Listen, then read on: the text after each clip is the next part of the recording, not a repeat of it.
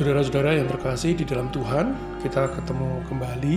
Pada saat ini kita akan membahas tentang bulan Rosario Misioner. Kalau pada bulan yang lalu, yang baru saja kita tinggalkan di bulan September, kita bersama-sama mengikuti BKSN, Bulan Kitab Suci Nasional.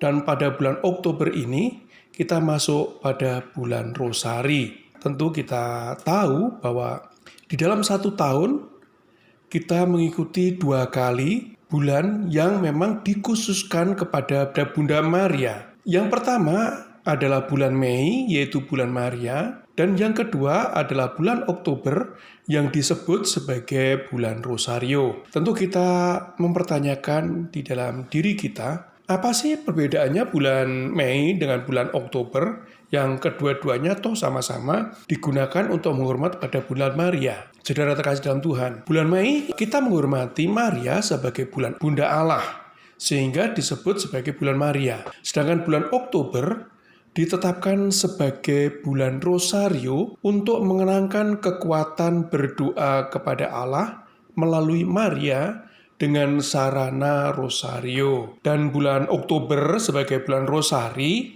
ini mempunyai sejarah, terutama pada abad pertengahan. Saya akan juga memberikan sejarah ini, meskipun tidak terlalu luas, paling tidak bolehlah untuk memberikan gambaran mengapa sampai terjadi yang disebut sebagai bulan Rosario ini. Kita akan melihat tentang sejarah singkat bulan Rosario.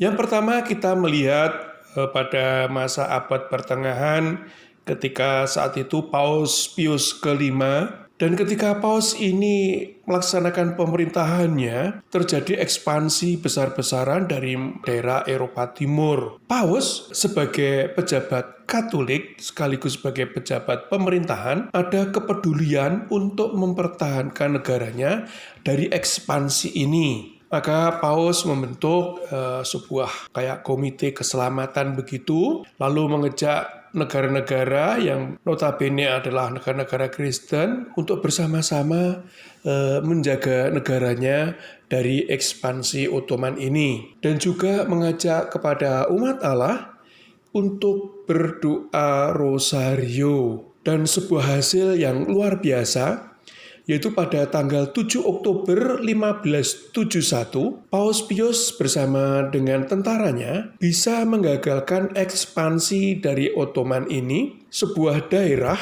atau Lepanto itu ada di Teluk Korintus. Dengan kemenangan ini, Paus Pius ke-5 bahwa ini adalah hasil pemenangan dari umat Allah yang bersama-sama bersatu di dalam doa Rosario. Maka Bapak Paus menyatakan bahwa Maria adalah Bunda Kemenangan, Ratu Kemenangan. Akhirnya pada tahun 1573, ini oleh Paus Gregorius ke-13, ditetapkan sebagai tanggal 7 Oktober ini adalah sebagai Bunda Maria Ratu, di mana Bunda Maria Ratu peringatan atau pesta ini digunakan sebagai pengganti dari Maria Bunda Kemenangan. Dengan penggantian ini ada satu hal yang khusus yang diberikan gereja, yaitu bahwa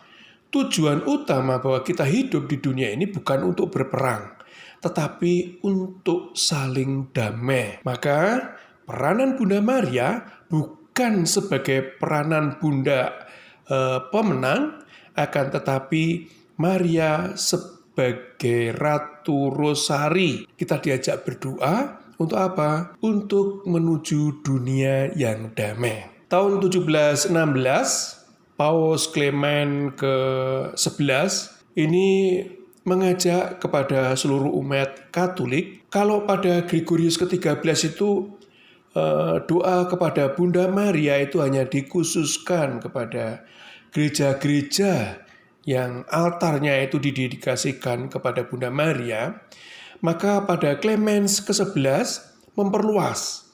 Bukan hanya gereja-gereja yang mendedikasikan altarnya kepada Bunda Maria, tetapi kepada seluruh daerah sekitar itu. Mengajak kepada mereka untuk merayakan pesta Maria pada bulan Oktober, terutama adalah 7 Oktober sebagai Bunda Rosario. Setelah itu pada tanggal 1 September 1883, Paus Leo ke-13 menetapkan bahwa bulan Oktober sebagai bulan Rosario. Ini kepada seluruh jemaat Katolik dunia. Jadi pada mulai tahun 1883, Maria secara resmi sebagai Bunda Rosari. Ini.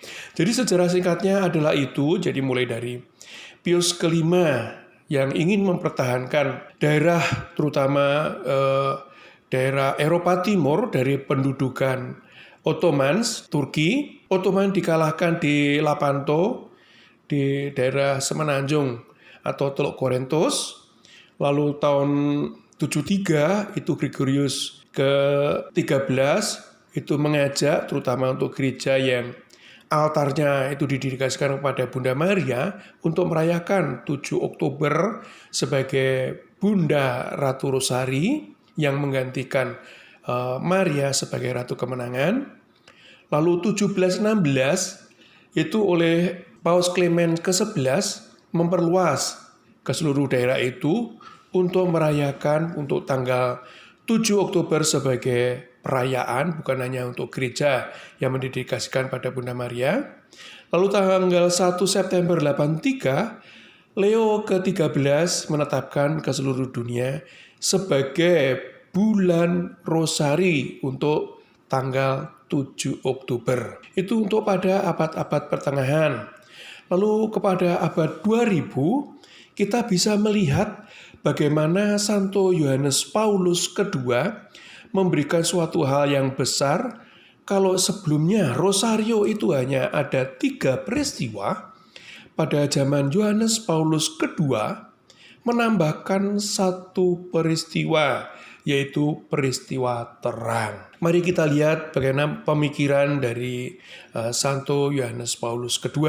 Paus ini menetapkan kembali melalui surat apostolik Nuevo Millennium Iudiante yang menetapkan bahwa bulan Oktober 2002 sampai Oktober 2003 sebagai tahun Rosario. Pada Oktober 2002, Paus mengeluarkan surat yaitu Rosarium Virgine Mariae atau RVM yang menguraikan doa Rosario dan menambahkan peristiwa yaitu peristiwa terang. Yesus yang dibaptis di Sungai Yordan, Yesus yang menyatakan dirinya di dalam pesta pernikahan di Kana, lalu Yesus memberitakan kerajaan Allah dan menyerukan pertobatan.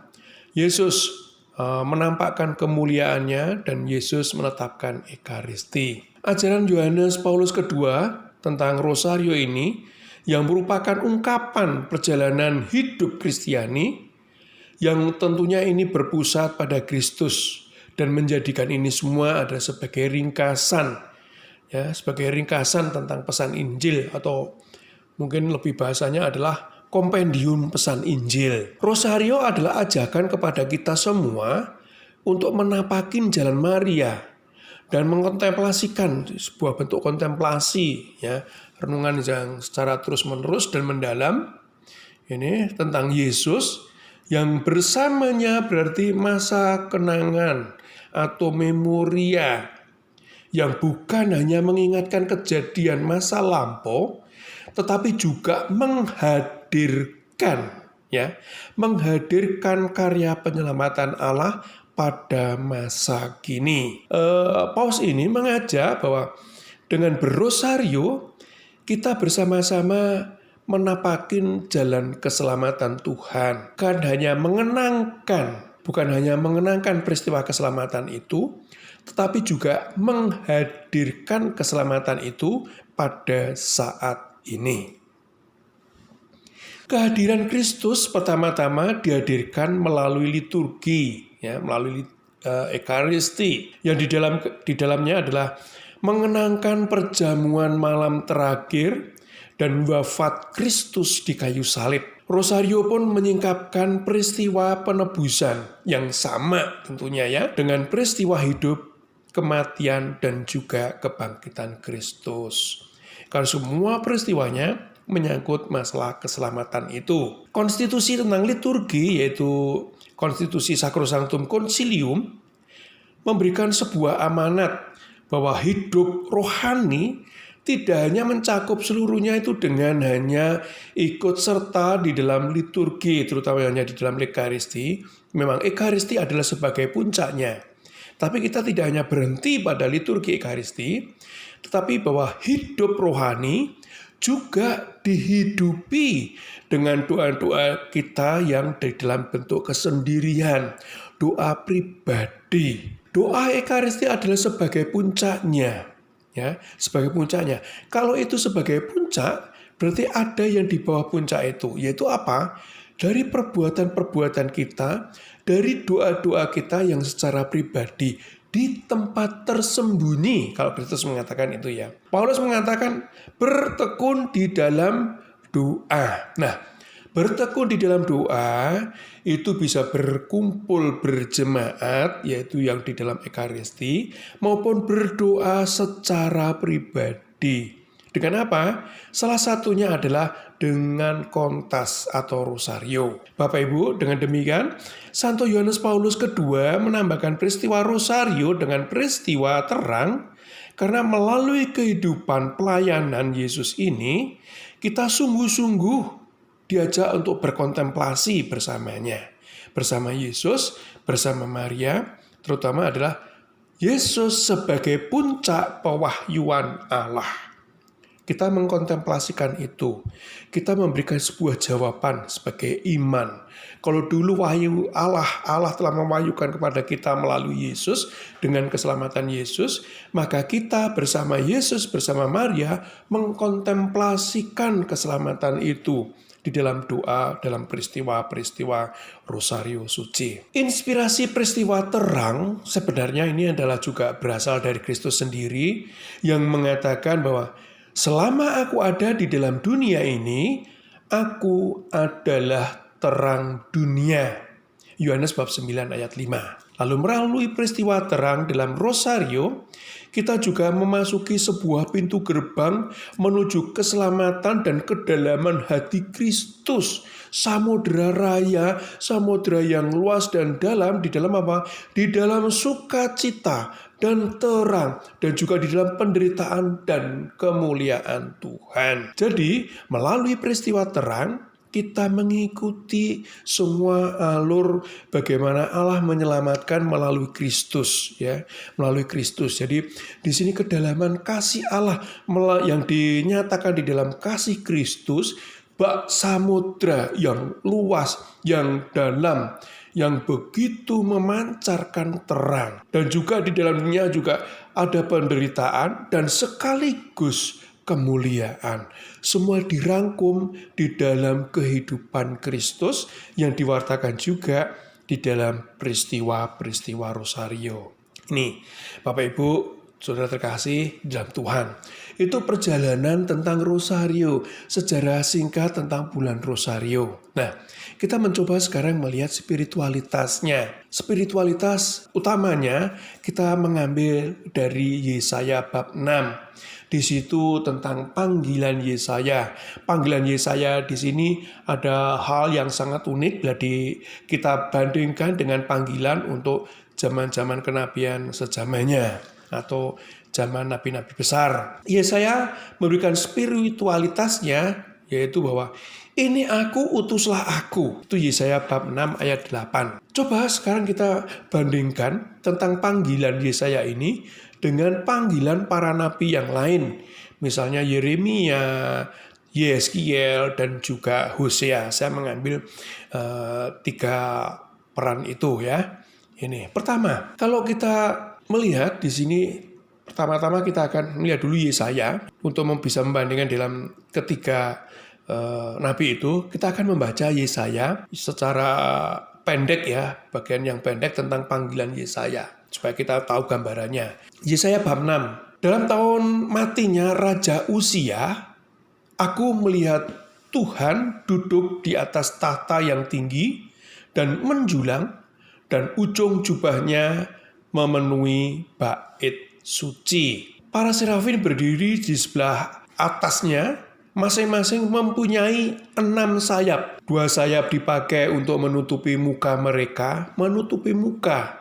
Kenapa menutupi muka dari serafin ini?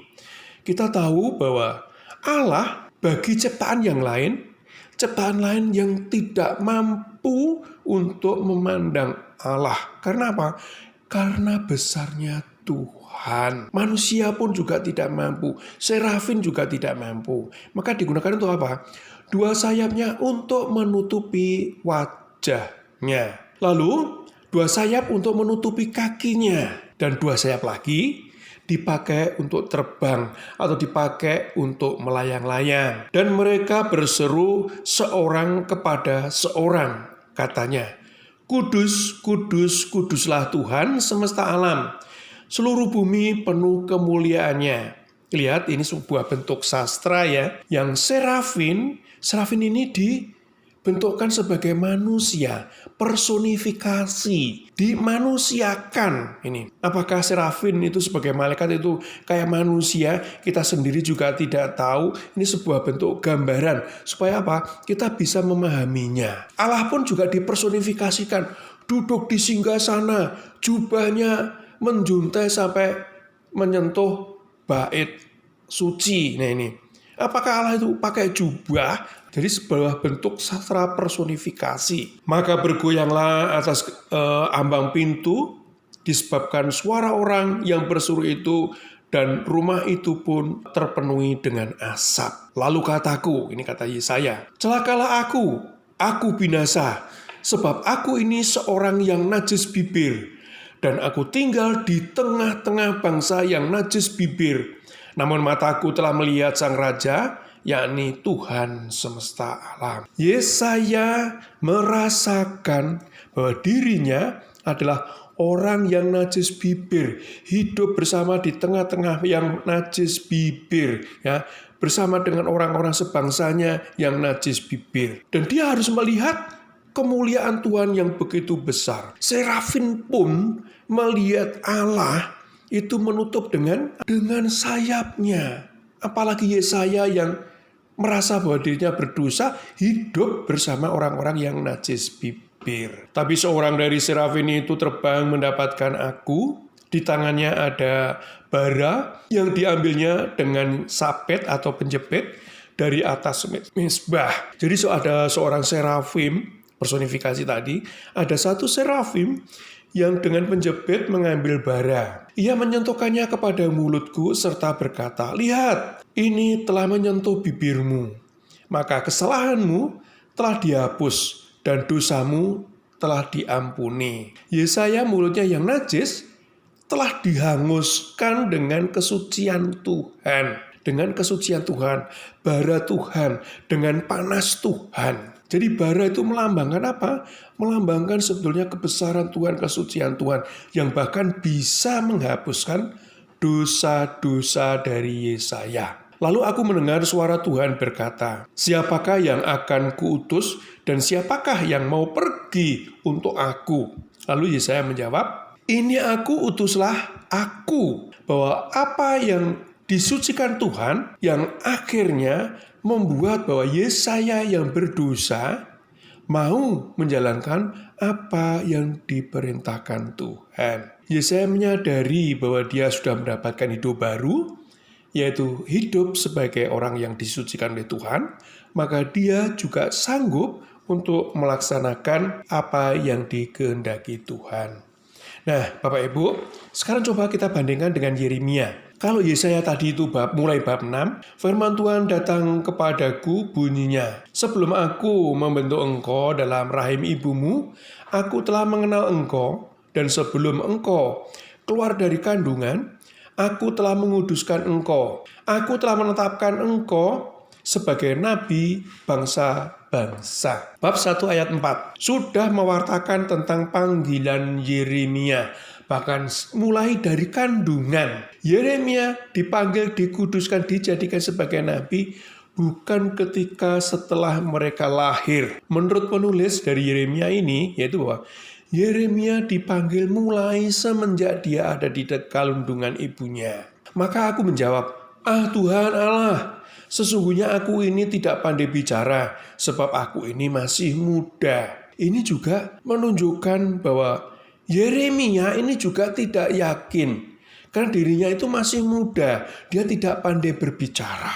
Tetapi Tuhan berfirman kepadaku, janganlah katakan aku ini masih muda, tetapi kepada siapapun engkau kuutus haruslah engkau pergi. Dan apapun yang kuperintahkan kepadamu haruslah kau sampaikan. Yeremia tidak bisa menawar-nawar tentang perintah Tuhan ini. Dia sudah dipersiapkan mulai dari kandungan ibunya. Maka Yesaya pun diberikan kekuatan ini. Janganlah takut kepada mereka, sebab aku menyertai engkau untuk melepaskan engkau. Demikianlah firman Tuhan.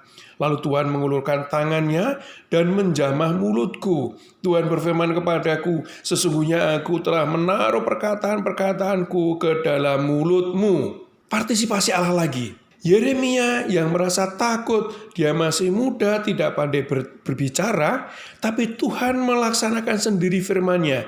Yeremia dipakai sebagai alatnya. Mulutnya disentuh sendiri oleh Tuhan, supaya apa? Bisa mewartakan sabdanya. Ketahuilah pada hari ini aku mengangkat engkau atas bangsa-bangsa dan atas kerajaan-kerajaan untuk mencabut dan merobohkan, untuk membinasakan dan meruntuhkan, dan untuk membangun dan menanam. Panggilan Yeremia, dia sudah dipersiapkan, dan apapun yang diperintahkan harus dijalankan. Bahkan ketika Yeremia pun merasa tidak layak, Tuhan sendiri yang memberikan kemampuan ini, memampukan Yeremia untuk bisa menjadi pewarta sabdanya. Nah, bagaimana dengan Yeskiel? Juga tidak kalah dengan Yeremia dan juga Yesaya.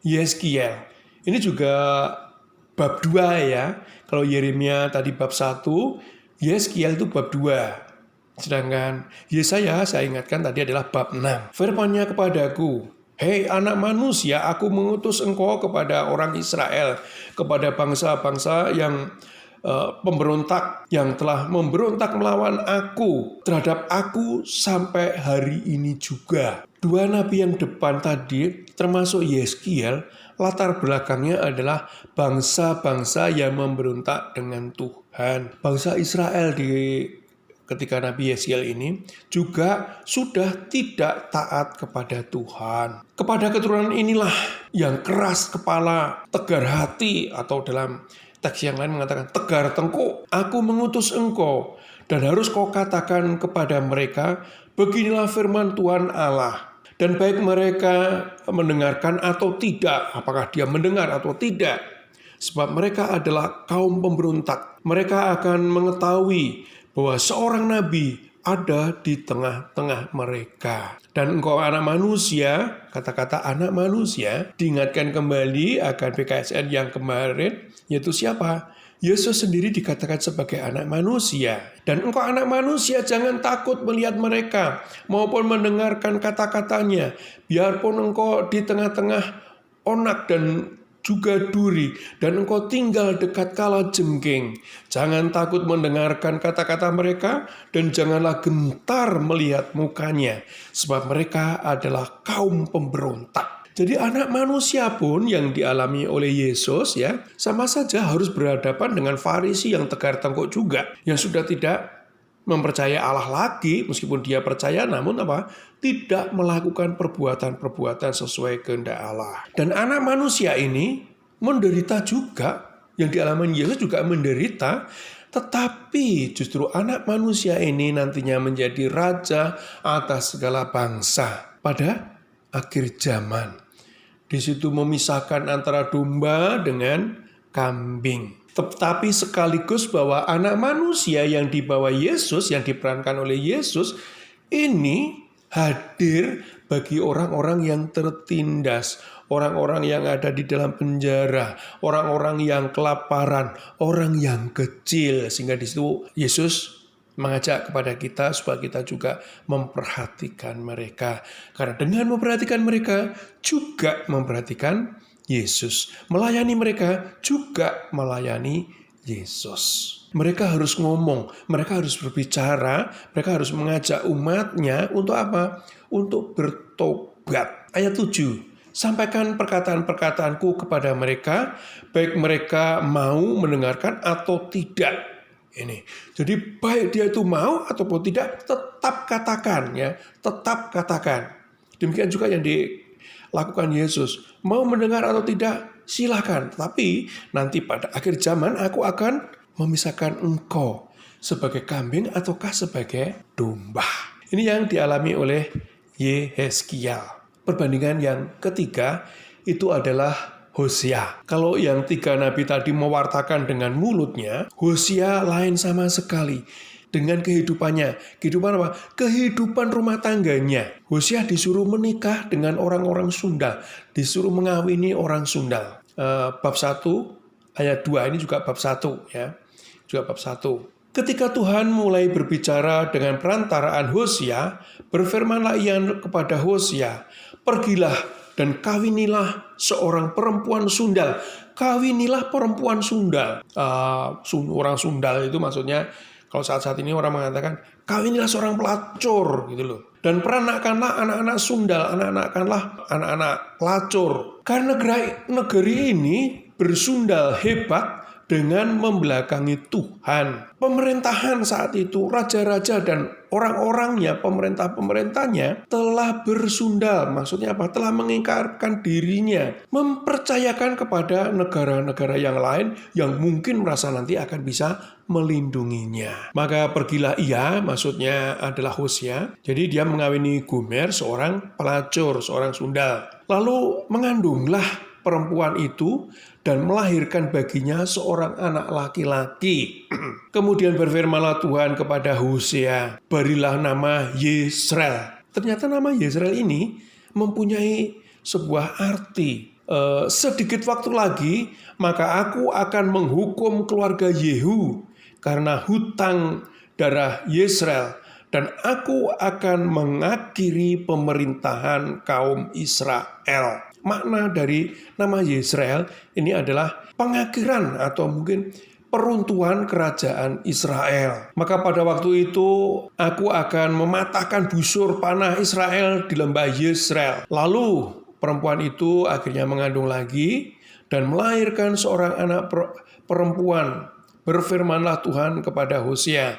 Kalau Yesreel tadi laki-laki, lalu kemudian anak yang kedua dari Hosea ini adalah seorang perempuan. Berfirmanlah Tuhan Allah kepada Hosea, berilah nama Loruhama kepada anak itu. Sebab aku tidak akan menyayangi lagi kaum Israel, dan sama sekali tidak akan mengampuni mereka. Kepada seorang perempuan, itu pantasnya adalah untuk dicintai, untuk disayangi. Demikian juga personifikasi ini, Allah juga sudah tidak menyayangi lagi Israel. Allah sudah tidak mencintai lagi Israel. Dengan dilambangkan apa? Dengan dilambangkan kelahiran seorang wanita yang namanya adalah Loruhama, anak Hosea, anak seorang sundal. Tetapi aku akan menyayangi kaum Yehuda dan menyelamatkan mereka demi Tuhan Allah mereka. Aku akan menyelamatkan mereka bukan dengan panah atau pedang, dengan alat-alat perang dan dengan kuda dan orang-orang berkuda. Sesudah menyapai Loruhama, mengandunglah perempuan itu lagi dan melahirkan seorang anak laki-laki. Jadi laki-laki, perempuan, dan sekarang laki-laki lagi. Lalu berfirmanlah ia, berilah nama Lo-ami, anak itu. Dan aku ini bukanlah Allahmu. Suatu yang tragis sekali. Allah sudah tidak menganggap Israel lagi. Allah sudah memalingkan mukanya terhadap siapa? Terhadap Israel. Personifikasi di sini Allah itu sebagai mempelai laki-laki, dan Israel ada sebagai mempelai wanitanya. Yang seharusnya mempelai laki-laki dan wanita itu saling mencintai. Tetapi apa? Si mempelai wanita telah bersundal yang dilambangkan sebagai Gomer binti Diblaim tadi. Dia telah apa? Melacurkan diri sehingga Allah menolak bangsa Israel. Israel telah berpihak atau minta bantuan dan memberikan dirinya bagi bangsa-bangsa lain. Allah adalah sang pencemburu. Kalau digambarkan secara personifikasi adalah seperti itu. Nah, Bapak Ibu sudah terkasih dalam Tuhan, kalau kita membandingkan dari keempat bacaan tadi, baik Yesaya, Yeremia, Yehezkiel, dan juga yang terakhir dari Hosea tadi, kita melihat panggilan Yesaya unik, yaitu bahwa baru bab 6 Yesaya itu dipanggil. Dia dimasukkan dulu di bangsa-bangsa yang memang sudah rusak, bangsa-bangsa yang najis bibir. Berbeda sekali dengan panggilan Nabi Yeremia. Yeremia dipanggil mulai dari kandungannya. Sedang Yehezkiel, dia diberikan sebuah kuasa untuk mewartakan kepada mereka dengan kuasa Allah sendiri. Sedangkan Hosea melalui keluarganya, ya, melalui hidup di dalam keluarganya menjadi lambang bagaimana murka Allah.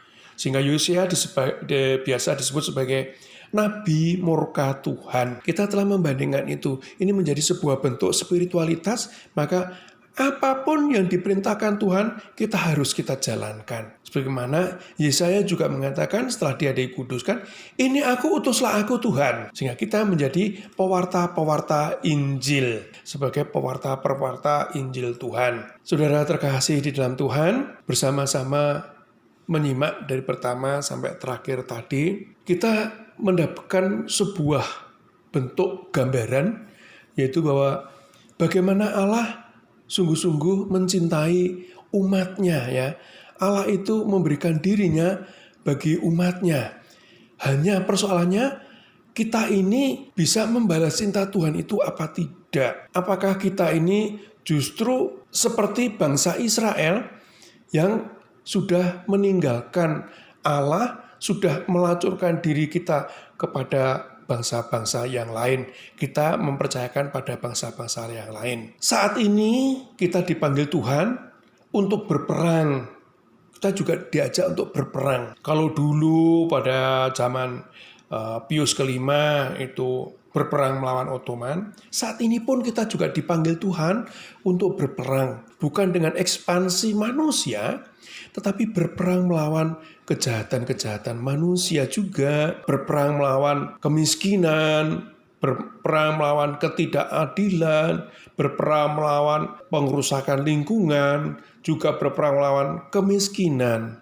Dan saat ini juga kita juga berperang melawan COVID. Kita memberikan perhatian khusus terhadap COVID-19 ini. Pedang bukan senjata, senapan bukan senjata, tombak dan sebagainya. Senjata yang kita gunakan adalah Injil. Senjata yang kita gunakan adalah kabar sukacita, kabar gembira. Dan Injil ini kita wartakan bukan kitab suci yang kita bawa kemana-mana, tetapi dengan kehidupan kita. Seperti Hosea yang memberikan hidupnya sebagai lambang murka Allah. Tetapi kita bukan sebagai lambang murka Allah, tetapi kabar sukacita. Kita menjadi keluarga Kristiani yang bisa dipandang sebagai umat keluarga yang memberikan keselamatan. Kita menaruh prihatinan kepada yang berkekurangan. Kita juga memberikan teladan bagaimana mengatasi COVID ini, memutus rantai COVID ini. Dengan apa? Dengan pakai masker, jaga jarak, dan sebagainya. Seperti itu Bapak Ibu, sudah terkasih di dalam Tuhan. Untuk kita bisa menghayati spiritualitas dari Rosario ini. Rosario pada saat ini para uskup terutama di dalam KWI mengajak kita, karena kita di bulan Rosario ini tidak bisa berkumpul berjemaah di lingkungan, maka para uskup di dalam sidang KWI mengajak para uskup semuanya untuk apa? Untuk membuat sebuah tampilan Rosario secara online. Mungkin kalau kita katakan saat ini adalah secara live streaming. Silahkan Bapak Ibu mengikutinya dengan tekun dalam 1 bulan ini. Meskipun kita tidak bisa berkumpul di dalam lingkungan, tapi kita bisa mengikuti live streaming dengan tema Rosario Misioner. Jadi kita diajak untuk mission, bukan hanya tinggal di dalam diri kita sendiri, kita hanya memperkaya diri sendiri, membuat kita senang sendiri, tapi coba ayo mulai diri kita keluar. Kita keluar menengok orang lain, kita keluar dari kenyamanan-kenyamanan kita sendiri, lalu bersama dengan masyarakat kita, bahu-membahu melawan kemiskinan, ketidakadilan, pengurusakan lingkungan, dan juga kita bersama-sama menguasai virus COVID-19 ini. Jangan ketakutan yang dikedepankan, tetapi justru yang kita kedepankan adalah iman. Bapak Ibu, Saudara terkasih di dalam Tuhan. Nah, Bapak Ibu, demikian perjumpaan kita pada saat ini, terutama untuk melihat tentang pengertian bulan Rosario Misioner. Tapi paling tidak kita bisa mengerti tentang sejarah bulan Rosario. Kenapa terjadi bulan Rosario ini? Dan saat ini kita mengikuti bulan Rosario Misioner. Bapak Ibu, Saudara terkasih di dalam Tuhan, demikian kami ucapkan terima kasih. Jangan lupa subscribe dan berikan komentar-komentar yang tentunya bisa membangun dari ini. Nanti kita akan bertemu kembali atau di minggu-minggu berikutnya tentang berkatekese. Terima kasih dan sampai jumpa.